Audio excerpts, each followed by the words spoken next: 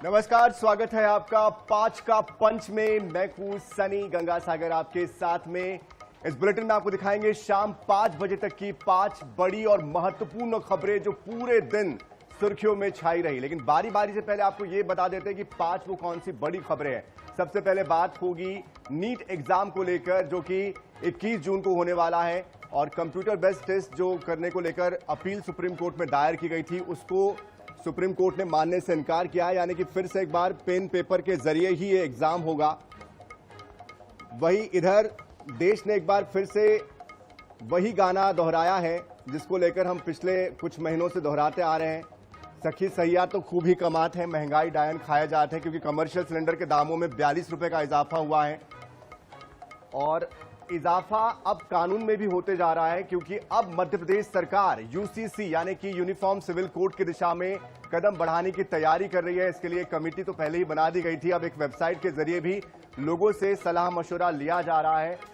साथ ही साथ माफी लेने और देने को तैयार नहीं है सूरजपुर में तहसीलदार और नायब तहसीलदार। चूंकि विधायक के साथ जो लड़ाई झगड़े की खबरें आई थी, उसके बाद आज तहसीलदारों ने काम बंद आंदोलन शुरू कर दिया है।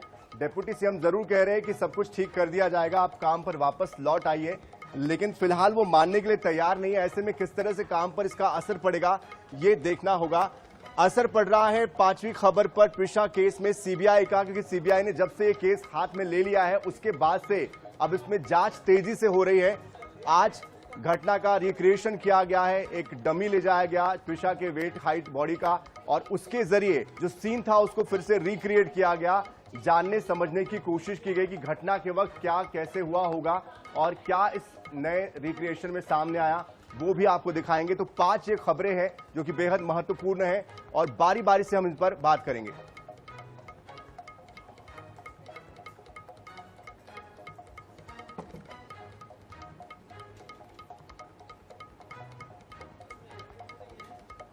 लेकिन शुरुआत करेंगे सबसे पहले नीट एग्जाम की खबर से। आपको ये तो पता ही होगा कि कैसे नीट का एग्जाम लीक हुआ था और उसके बाद उसको रद्द किया गया, लेकिन अब उसमें सुप्रीम कोर्ट में एक याचिका दायर की गई थी कि क्यों नहीं इस एग्जाम को कंप्यूटर बेस्ड किया जाए, लेकिन अब सुप्रीम कोर्ट ने इससे भी इनकार कर दिया है। और 21 जून यानी कि योग दिवस के दिन होने वाला ये जो एग्जाम है, पुराने योग के तरीके से यानी पुराने पैटर्न पर ही होगा। लिखना और कागज पर लिखकर एग्जाम देना जो पैटर्न चलता आ रहा था, जिसको लेकर समस्याएं आ रही थी, फिर से वही करने की बात कही जा रही है। लेकिन इस बार क्या कुछ खास किया जा रहा है, क्या बुलेट प्रूफ ये हो पाएंगे, क्या उस तरह से मजबूती से हो पाएंगे? कहा तो ये भी जा रहा है शिक्षा मंत्री की तरफ से कि भाई इस बार एयरफोर्स की मदद ली जाएगी पेपर्स को पहुंचाने के लिए। लेकिन इस बीच CUET का जो एग्जाम है उसका भी पेपर लीक हो गया। ये देश पेपर लीक के नाम से ज्यादा पॉपुलर होता जा रहा है। कहा तो हम चले थे विश्वगुरु बनने के लिए, लेकिन हम पेपर ठीक से करवा नहीं पा रहे। सोशल मीडिया पर भी इसको लेकर लगातार युवाओं का जो आक्रोश है वो सामने आ रहा है। लेकिन इस केस में आज जो सुप्रीम कोर्ट में हुआ, जरा उस पर एक बार फिर से आपको बता दें कि क्या जानकारी आई है। सुप्रीम कोर्ट में आज कंप्यूटर बेस्ड टेस्ट यानी कि CBT मोड में एग्जाम कराने को लेकर इनकार कर दिया है कोर्ट ने। कोर्ट ने मामले की अगली सुनवाई जुलाई में तय की है। 21 जून को होने वाली तय परीक्षा फिलहाल पेन पेपर मोड से ही होगी। बता दें कि जस्टिस PS नरसिम्हा और जस्टिस अरविंद कुमार की बेंच ने RJD के सांसद सुधाकर सिंह की याचिका पर सुनवाई करते हुए ये बात कही है। याचिकाकर्ता के वकील ने नीट की दोबारा परीक्षा CBT मोड में कराने की मांग की थी, और जिस पर अदालत ने यह फैसला दिया कि देश भर में 3 मई को नीट UG परीक्षा हुई थी, जो कि 7 मई की शाम पेपर लीक होने के बाद से खबर जब सामने आई, 12 मई को परीक्षा रद्द कर दी गई, जिसमें 21 जून को री एग्जाम कराने पर फैसला हुआ है।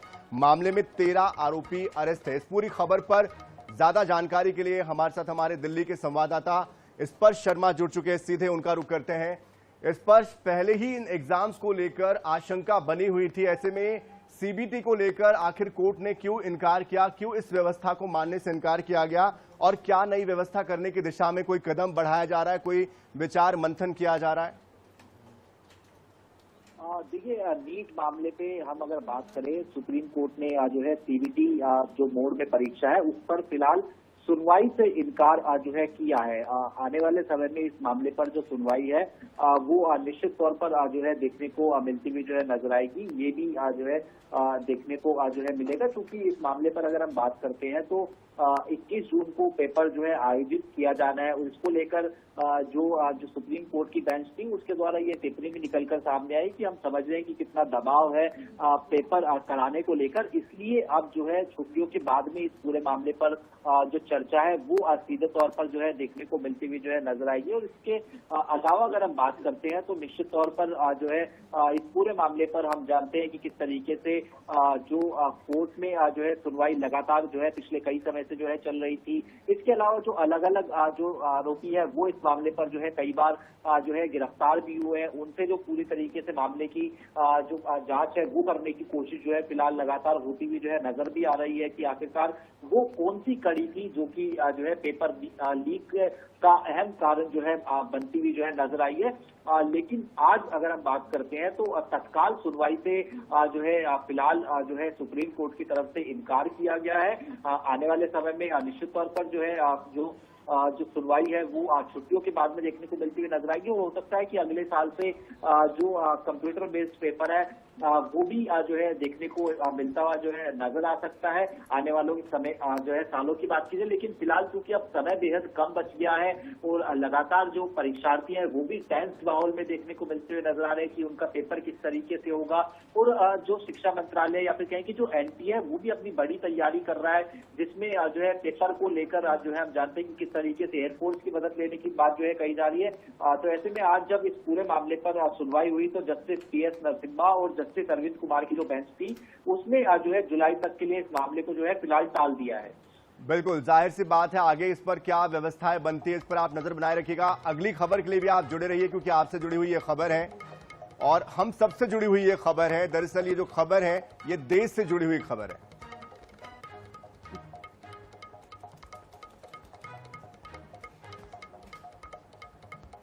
तो देश एक बार फिर से वही गाना गुनगुना रहा है कि सखी सैया तो खूब ही कमात है, महंगाई डायन खाए जाते। क्यों? क्योंकि 6 महीने में 7 बार कमर्शियल सिलेंडर के दाम बढ़ चुके हैं। कहा 1300 रुपए का सिलेंडर आता था और कहा अब 3500 रुपए के पार वो जा पहुंचा है। आज 42 रुपए की बढ़त कमर्शियल सिलेंडर में कर दी गई है। 19 किलो का ये जो सिलेंडर आता है उसमें ये बढ़त हुई है। और कोलकाता में तो और भी कीमत बढ़ गई है, 53 रुपए 50 पैसे। 50 पैसे का तो कोई मोल है ही नहीं, तो 54 रुपए ही मान लीजिए इसको, तो सीधे 54 रुपए वहां पर बढ़ गए हैं। नई नई सरकार बीजेपी की वहां पर भी बनी है, केंद्र में भी है। ऐसे में यहां पर भी लगातार दाम बाकी राज्यों की तुलना में पिछली बार भी ज्यादा बढ़े थे और इस बार भी ज्यादा बढ़े हैं। ऐसे में अब ये समझने वाली बात है कि आखिर राहत हमको कहां मिलेगी। इससे पहले मई की महीने में कीमतों में भारी बढ़ोतरी की गई थी और बढ़े हुए दामों का सीधा असर होटल, रेस्टोरेंट, छोटे कारोबारियों पर हर जगह पर पड़ रहा है। इस वजह से आम उपभोक्ताओं के लिए अब बाहर खाना और महंगा हो चुका है। पहले ही वो घर में खा पा रहा था बड़ी मुश्किल से, अब बाहर भी खाने के लिए दिक्कत हो गई उसके साथ, क्योंकि अब दाम और बढ़ गए हैं। तो जाहिर सी बात है आने वाले समय में घरेलू सिलेंडर के जो दाम है उसमें भी इजाफा होना लगभग तय माना जा रहा है और इसीलिए ये बड़ी चिंता का विषय बन चुका है। स्पर्श शर्मा लगातार हमारे साथ बने हुए हैं, दोबारा से उनका रुख कर लेते हैं। स्पर्श, अब कमर्शियल सिलेंडर के दाम फिर से एक बार बढ़ गए, इसका एक संकेत सीधा यह है कि अब घरेलू गैस सिलेंडर के दाम भी आज नहीं तो कल बढ़ ही जाएंगे, क्योंकि किश्तों में लगातार महंगाई बढ़ती जा रही है। इसको लेकर क्या जानकारी? देखिए, पश्चिमी एशिया के देशों में जिस तरीके के हालात बने हुए हैं उसका असर पूरी दुनिया पे पड़ रहा है और भारत भी उससे अछूता नहीं है। और जब भी महीने की पहली तारीख होती है हम जानते हैं कि जो गैस सिलेंडर के रेट है वो रिवाइज जो है किए जाते हैं और आज एक बार फिर से कमर्शियल गैस सिलेंडर के दामों में एक जो बढ़ोतरी है वो हुई है। इसी के साथ में दिल्ली में जो 19 किलो का जो कमर्शियल गैस सिलेंडर है वो 42 रुपए महंगे होकर जो है 3113 रुपए पहुंच गया है। देश में पहली बार ऐसा हो रहा है कि जो कमर्शियल गैस सिलेंडर है वो 3100 रुपए के पार जो है पहुंच गया। और पिछले कुछ महीनों की बात की जाए तो लगातार जो कमर्शियल गैस सिलेंडर है उसके दामों में बढ़ोतरी हो रही है। फरवरी के महीने में 49 रुपए बढ़ोतरी हुई थी, मार्च के महीने में 115 रुपए हुई, अप्रैल के महीने में 195 रुपए की बढ़ोतरी हुई थी और मई के महीने में हमने देखा कि चौंका देने वाली जो बढ़ोतरी थी वो 993 रुपए की बढ़ोतरी आज जो है देखने को मिली थी। जहां एक और जनवरी में 19 किलो का जो कमर्शियल सिलेंडर था वो 1691 रुपए का हुआ करता था, वो अब जो है बढ़कर 3113 रुपए का जो है दिल्ली में हो गया है। तो ऐसे में समझा जा सकता है कि एक बड़ी महंगाई की मार जो है पड़ रही है और कमर्शियल सिलेंडर का दामों में इजाफा होने का सीधा सीधा मतलब है कि जो होटल है, रेस्टोरेंट है, छोटा व्यवसाय है, उनके ऊपर सीधा जो असर है वो सीधे तौर पर जो है पड़ता हुआ नजर आएगा। खाना जो है आप बनाना और ज्यादा महंगा हो जाएगा, यानी महंगाई की एक मार जो है वो सीधे तौर पर आम आदमी पर पड़ती हुई नजर आ रही है। बिल्कुल जाहिर सी बात है, एक तरफ पेट्रोल डीजल के दाम और एक तरफ कमर्शियल और घरेलू सिलेंडरों के दाम जो बढ़ रहे हैं, उससे सभी के लिए कहीं ना कहीं बहुत दुभर हो चुका है। जीवन का संघर्ष और बढ़ता जा रहा है। बहुत शुक्रिया हमारे साथ जुड़ने के लिए स्पर्श शर्मा। देखिए, तनख्वाह जो है वो उस तेजी से नहीं बढ़ रही जिस तेजी से महंगाई बढ़ रही है।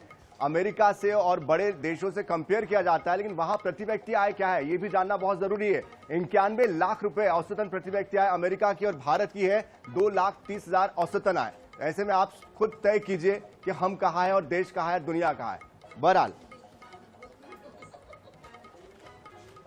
तो 5 का पंच में बढ़ते हैं आगे और रुक करते हैं तीसरी खबर का, जो कि मध्य प्रदेश से है। यहां पर यूनिफॉर्म सिविल कोड को लागू करने की दिशा में मध्य प्रदेश सरकार आगे बढ़ रही है। बाकायदा इसके लिए एक वेबसाइट तैयार की गई है जहां पर लोगों से सुझाव मांगे जा रहे हैं।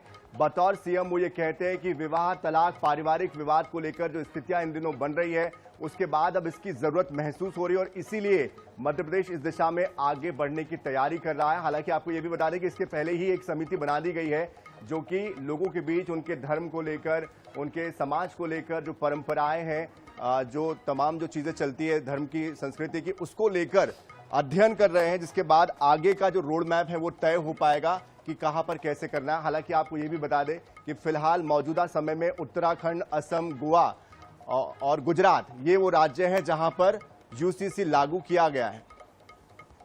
अनुराग मालवीय जी हमारे साथ जुड़ चुके हैं, मध्य प्रदेश के ब्यूरो चीफ। उनसे और डिटेल में समझते हैं।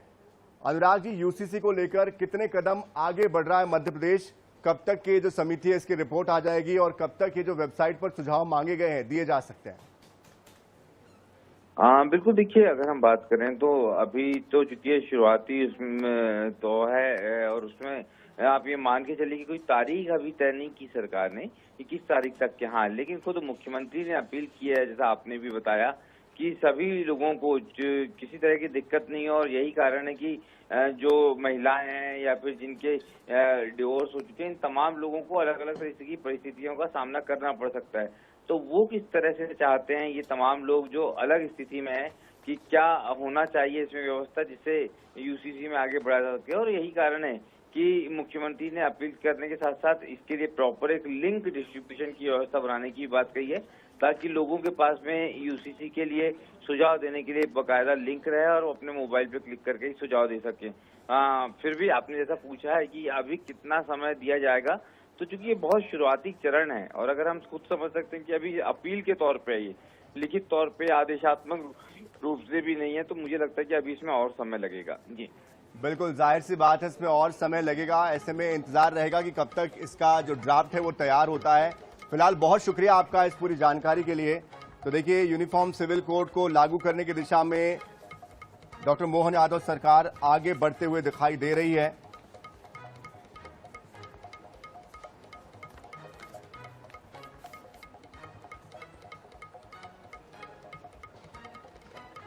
चौथी खबर छत्तीसगढ़ के सूरजपुर से है, जहां पर विधायक और नायब तहसीलदार के बीच जो विवाद हुआ था, मारपीट की जो खबर आई थी सामने, उसमें अब एक नया मोड़ आ गया है।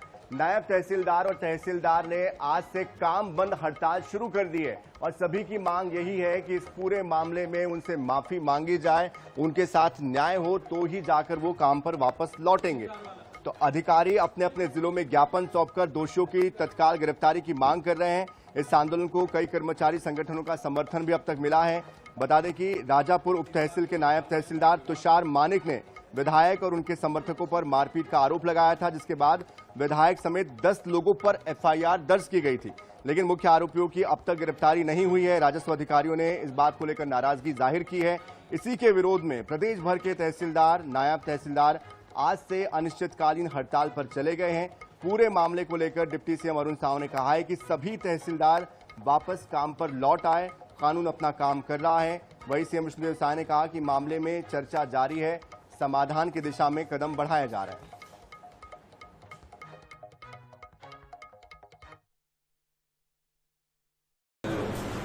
जो कानूनी कार्रवाई है की जा राज्य सरकार का अति महत्वपूर्ण अभियान चल रहा है सुशासन का। ऐसे समय में सभी जो प्रशासनिक अधिकारी हैं उन्हें सरकार के साथ सहयोग करना चाहिए। जनता के लिए पूरी सरकार आज सुशासन तिहार के अभियान में लगी है। मैं सभी अधिकारियों से आग्रह करूंगा कि वे काम पर लौटे। कानून तो अपना काम कर ही रहा है। नायब तहसीलदार तुषार और विधायक राम कुमार टोप्पो के बीच हुए विवाद का जो है अब लगातार जो मामला है तूल पकड़ता जा रहा है। सर, क्या घटना हुई थी, किस प्रकार से? ये 27 मई की घटना है। शोध क्षमता प्रमाण पत्र जो कैदियों को जेल से बाहर पैरोल पर रिहा करने के लिए जिस पर हम जारी करते हैं उसका मामला था। तो वो दस्तावेज अपूर्ण थे और 27 तारीख को ही सर्वप्रथम मेरे पास वो प्रकरण आया था। तो लेट लतीफ़ी की तो कोई गुंजाइश ही नहीं, कोई बात ही नहीं है। और अपूर्ण दस्तावेज पर जिस पर आरआई के हस्ताक्षर नहीं थे, जो गवाह उसमें उनका नाम उसमें जिक्र है, जो जेल से आता है वो नाम भेज के देते हैं, वो भी उपस्थित नहीं थे, तो मैं कैसे जारी कर सकता था। उन्होंने आपके साथ कोई मारपीट नहीं की है, कार्यकर्ताओं से जो भी वफावफी हुई है, लेकिन कहीं ना कहीं एसडीएम साहब ने भी बताया है कि उनके सामने मारपीट हुई। पर विधायक का जो ये बयान सामने आ रहा है कि उन्होंने आपके साथ मारपीट नहीं की है। देखिए, कालीन समय पर ये सब घटनाएं हुई हैं। मुझे विधायक जी के जो पीए हैं रुपेश आर्य गुप्ता, उनका फ़ोन आया था, है ना। आप कॉल डिटेल भी निकलवा सकते हैं, चेक कर सकते हैं। उनके कॉल आने पर मैं वहाँ पहुँचा था। एसडीएम सर और मैं साथ में पहुँचे थे। एसडीएम सर को भी फ़ोन आया था विधायक जी के तरफ से। तो उनके फ़ोन आने के बाद हम वहाँ उनके पास पहुँचे हैं। अगर सत्यता सामने लानी है तो नार्को टैक्स हो जाए, मजिस्ट्रियल जांच हो जाए, और जिसमें वो पूरा अपना सहयोग करने की बात भी कह रहे हैं। Santosh Kashyap, I news 24x7, Ambikapur.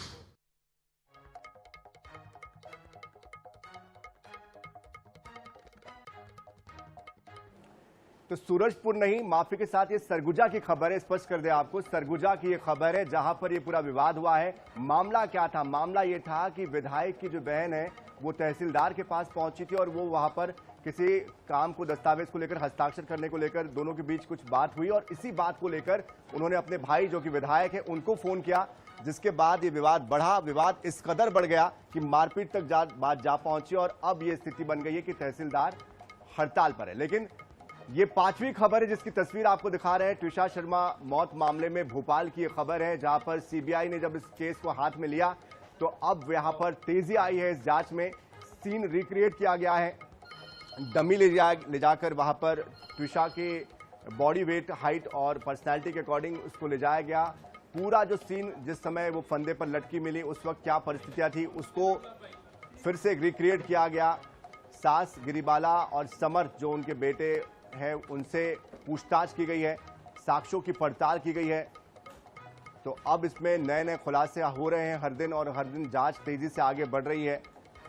तो देखना होगा कि आगे और क्या नई बातें निकलकर सामने आती है, क्योंकि बेहद गंभीर ये पूरा मामला है, लगातार सुर्खियों में बना हुआ है पिछले 15 से 20 दिनों से।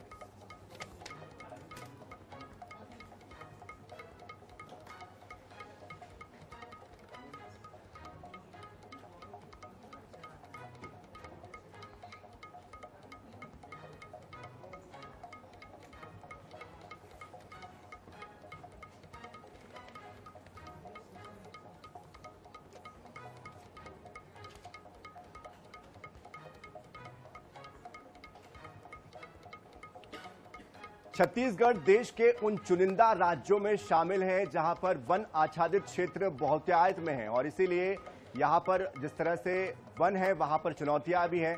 आग, अतिक्रमण और अन्य तरीके से जो इनका दोहन हो रहा है अनुचित तरीके से, उस पर रोक लगाने के लिए स्पेशल टास्क फोर्स का गठन किया गया है। स्पेशल इस पर टीम बनाई जा रही है ताकि इसको समय रहते रोका जा सके और उनका संरक्षण किया जा सके। राज्य सरकार में वन और पर्यावरण मंत्री केदार कश्यप ने इस संबंध में जो एक्शन लिया है, किस तरह का ये एक्शन है और इससे वनों का संरक्षण कितना मजबूती से हो पाएगा, देखिए इस रिपोर्ट के जरिए।